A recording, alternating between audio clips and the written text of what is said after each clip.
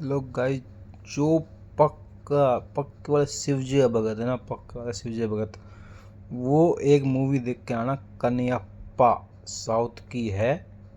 उसमें अक्षय कुमार, प्रभास है। प्रभास का है नंदी का रोल, और अक्षय कुमार जी का है शिव जी का रोल। और उसमें 2-3 साउथ के एक्ट्रेस हैं, उनके नाम पता नहीं है।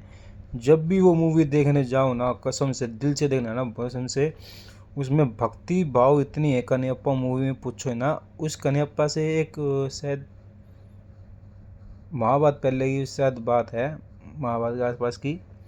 कन्हैप्पा मूवी देखकर ना, उस भगत ने अपने शिव जी बनाने के लिए दोनों आँख काट दी थी, यानी दोनों आँख काट के शिवलिंग पर रख दी थी। इतनी भक्ति थी कन्हैप्पा की, और शिव जी ने उसकी मदद करी थी। ये मूवी देख के आना, पक्का पक्का देख के आना। जब भी रिलीज़ होए, कन्हैप्पा मूवी देख के आना, प्लीज़ टू प्लीज़।